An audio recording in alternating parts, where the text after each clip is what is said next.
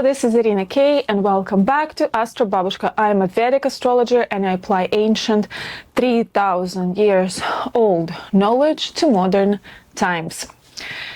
Today, I want to take you into one of the most critical windows for America, November 2025 through May 2026. In the inauguration chart of US President, this is Leo period ruled by Sun. It is the whole soul point of the chart. When Leo becomes active, the nation's identity, its leadership, and its destiny are fully exposed. This is a true turning point, the utmost important. But before that, let's quickly go through previous period. From August to December 2025, the United States was and still in the period of afflicted house of home and peace. It is the ground beneath people's feet.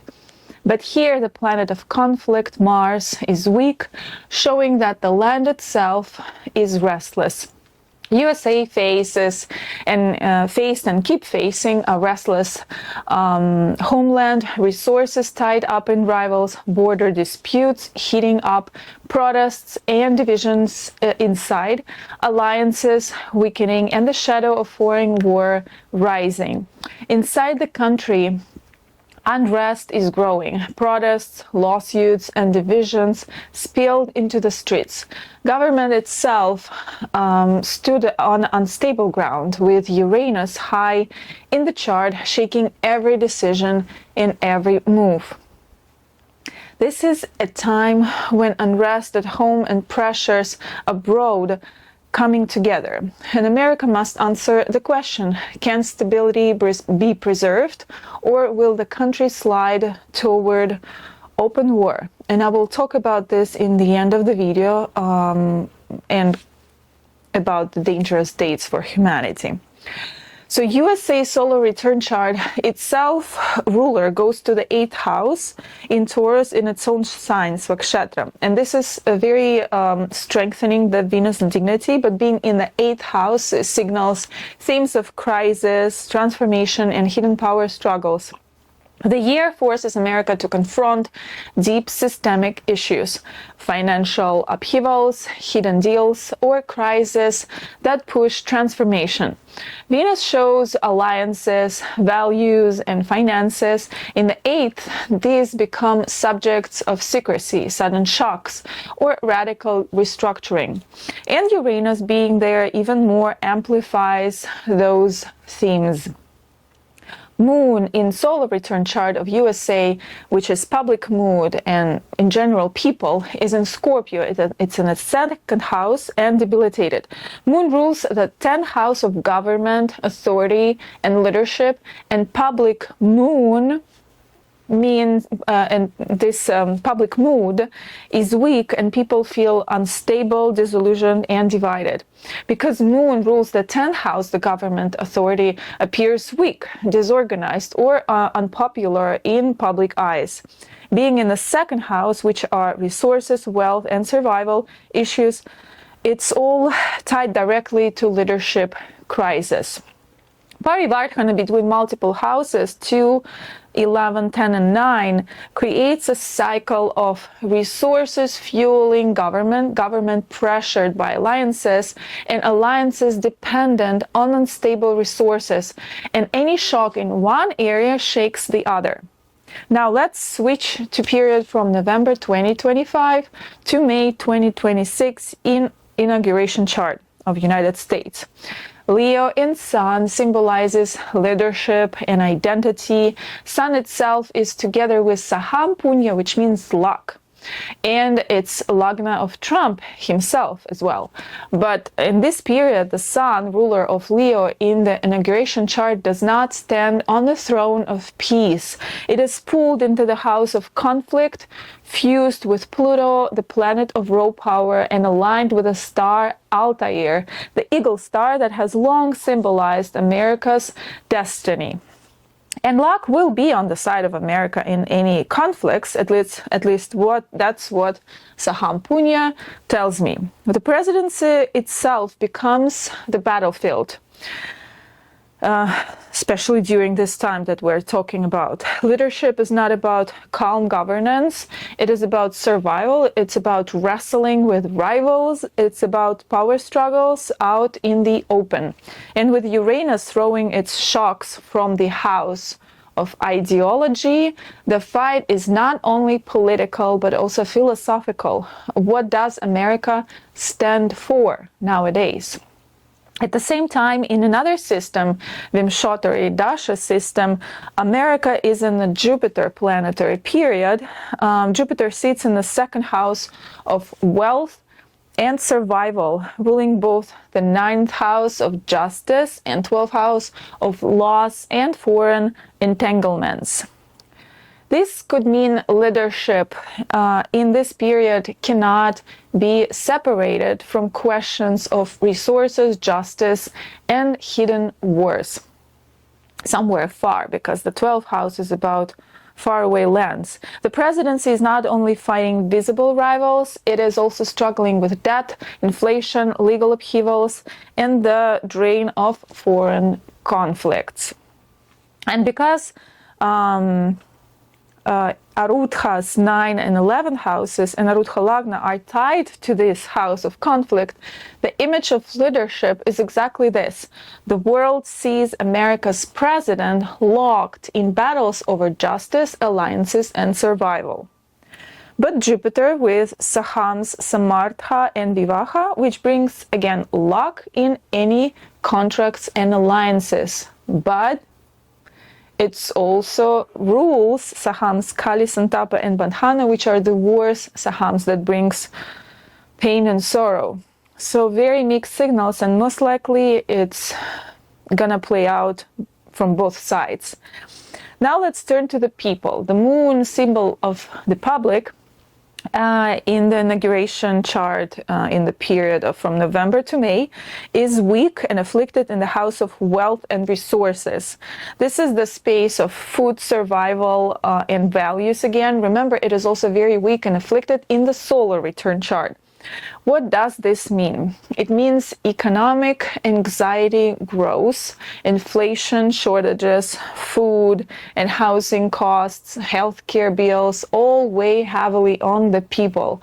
The feeling spreads, and that survival itself is fragile, that one emergency could tip families over the edge.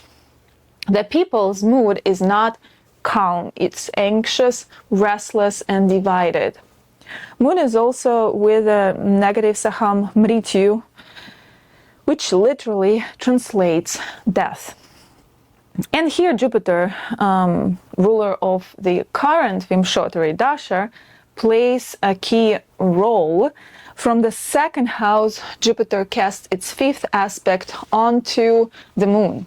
So looks like positive, but this magnifies the people's struggles even more and pushes them into the spotlight. Sometimes Jupiter brings small relief through aid packages or promises of justice and peace, but more often I see that it might expand the very anxieties of people that people already carrying. The Arudhas here show how these struggles project into the world, into media headlines and propaganda with Arudha of the 3rd house, into debates over the future of children and generations, because it's connecting with Arudha of the 5th house, and the hands of rivals, Arudha of the 7th, into lawsuits and disputes, into the reputation of government itself, Arudha of the 10th house. So the people's survival anxiety becomes the world's mirror of America. The 3rd space in the chart governs neighbors and borders, and it rules communication, media, transport, mobilization, and the courage of the people. Here, the nation's soul is tied to Ketu. And Ketu, remember, it's debilitated here, so it's point of disconnection. This means communication fractures, diplomacy falters and propaganda spreads. Expect polarized media wars and disinformation battles. The third house also shows America's ability to mobilize troops and assert power, but its ruler is under stress. And in the dasha system, this house is occupied by debilitated Mars, the planet of war and defense. So this reveals the risk of hasty or miscalculated military moves, unstable supply lines, and communication breakdowns. Now, Aruthas here make these issues highly visible, because Arutha Lagna ties border crisis and media wars directly to America's global reputation. A9 makes every move judged through the lens of justice and ideology. I don't know, Venezuelan southern border may flare, but so too will America's image as a communicator and mobilizer. Mistakes here echo loudly in the whole world. The fourth section in the chart is inauguration chart, represents the homeland itself, the foundations of peace. But here the chart shows heavy strain, again, aspects from Pluto, Uranus, and the Sun. This can be translated as domestic unrest, protests, and instability. Communities are restless, peace at home is hard to maintain when leadership is focused on conflict abroad. And now, here, Aruthas can be translated that the unrest at home projects outward as an economic strain, breakdown of stability, hidden crisis, surfacing networks and alliances under stress. And as part of America's overall reputation, because there's a Upalagna. The fifth space in the inauguration chart is the nation's children, its creativity, its future legacy, and leadership planets align here. But they are tied to Rahu and Ketu. The result, the public voice rises but divided. Youth protests, ideological clashes, movements demanding a new future, but in competing directions. The Arutha amplify this, Aruthas. Media spreads the divided voices, generations struggle over the future. Rivals exploit international discontent, legal and labor conflicts flare. And government reputation is judged by how it responds once again. Now, seventh space is rivals and foreign powers.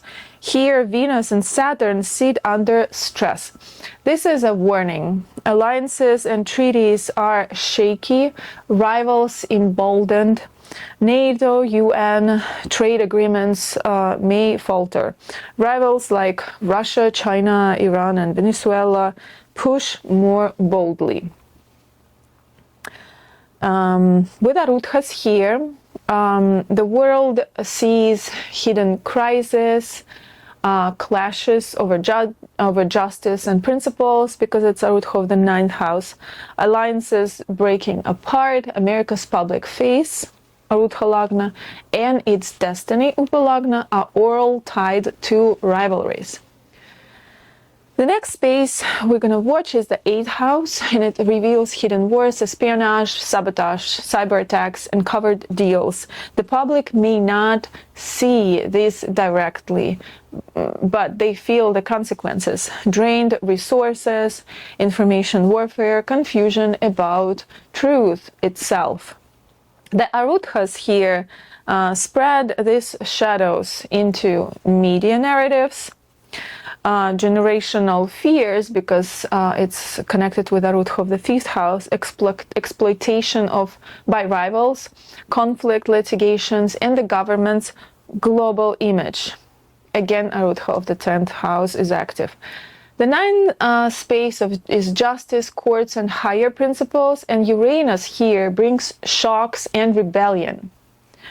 This points to constitutional crisis, Supreme Court upheavals, or ideological revolutions that can redefine rights and liberties. Legal upheaval is judged through economic consequences, homeland stability, alliances, and networks. Law itself becomes a battleground for money, home, and America's role abroad. At the top of the chart, the 10th house, the most important in mundane astrology, America's government is highly visible but embattled. Leadership projects strength, but every move is opposed. With Arudhas of 8, 9 houses and Arudha Lagna and Upa Lagna throwing the aspects, this visibility is filtered through hidden crises, ideological shocks. The nation's public image and its destiny, again, are all tied together with the government. The world sees America loud, forceful, but unstable. Finally, the 12th space here shows loss and foreign entanglements. In Mars, debilitated here, weak, and the moon, ruler of this house, is also afflicted. So this is the strongest warning of all.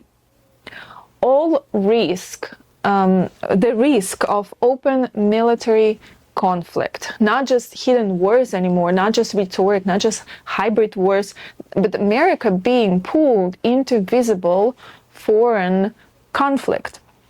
Such a war is seen globally as economic strain and loss, homeland instability, hidden destruction, and as defining test of America's global reputation, because the Upa Lagna activates with connection to the 12th house. So what does the Leo period bring altogether? Let's summarize. From November 2025 to May 2026, the United States stands at its most fated crossroads. Leadership is fused with conflict. The people live with survival anxiety. Borders, media, and mobilization are unstable. The homeland is restless. Youth and the future legacy cry out in divided voices. Rivals push harder, alliances strain.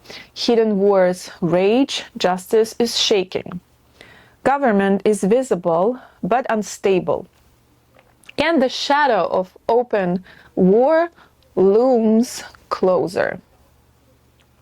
This is why Leo is the turning point. It is when the soul of America is tested in its leadership, its people, its values, and its place in the world. The question is, can America navigate this storm without breaking, or will it be drawn fully into war, both inside its borders and beyond them? In November, Jupiter becomes the key planet. It sets the tone, pulls the strings. Jupiter is strongly tied to law, justice, alliances, and government authority. So in November, those themes rise to the surface. Because Jupiter rules areas connected to neighbors, borders, the military, and protests, we can expect tensions along borders and louder conflicts. Jupiter also governs rivals, treaties, and leadership, so foreign relations and government decisions will dominate the news. From its position in the chart, Jupiter sits in the house of government, putting maximum spotlight on how the administration acts, how it handles alliances, and how stable the country feels at home. So in plain words, November is the month when America's leadership and its deals with the outside world are tested. Questions of justice, treaties, and government stability take center stage, and the whole world will be watching.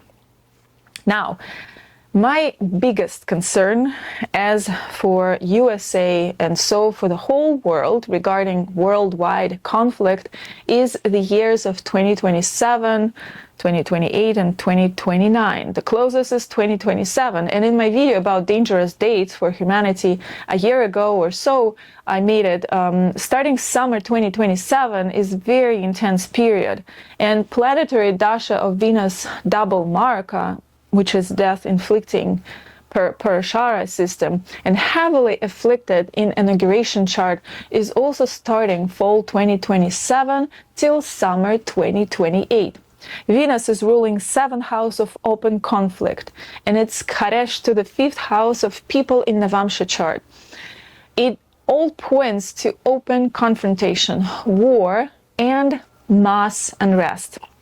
In inauguration chart, solar return for 2027, Venus becomes Varshesha, and again it is in the 7th house of open conflict, but also with exalted Mars and Yoga Karaka and Sun and Mercury and Pluto. What a combo! This is direct clash configuration. The 7th house is the stage of conflict, and here it is packed with fiery, warlike energy.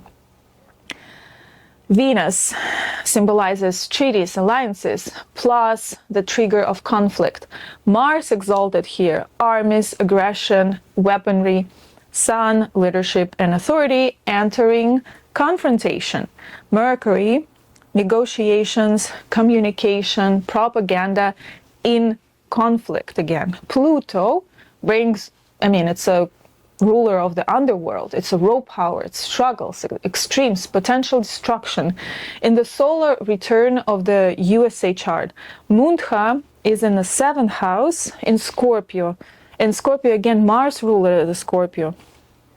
And with the Mundha in the 7th house, the collective destiny of the year is locked into rivalries, treaties, and warlike confrontations. The US is not just involved in conflict, the conflict is the destiny of the year itself. In the fall 2027, Saturn enters Aries, its sign of debilitation, most feared by astrologers. Saturn here loses patience, structure, restraint. Instead of discipline in order, it brings chaos, breakdown, and aggressive reactivity. Ancient astrologers often described Saturn in Aries as one of the hardest placements because Saturn, slow, cautious, restrictive, clashes with Aries, fast, fiery, and impulsive. Let's go back to the history. In 1939, as the world stood on the doorstep of the World War II, Saturn was also transiting Aries. That year brought Nazi invasion of Poland in September 1939, Britain and France declaring war, the full eruption of global conflict. Saturn in Aries mirrored the crumbling of diplomacy, treaties, and restrained order gave way to war. This is why I fear so much of 2027, not just as another year of tension, but as the true breaking point of world peace. Thank you so much for watching till the end. This is the long video. Let me know if you're interested in making monthly predictions for United States of America. If you'd like to understand how these cycles affect not just nations, but your own chart and life, you can always find the link to book consultation in the description below. Hope to see you in the next video. Goodbye.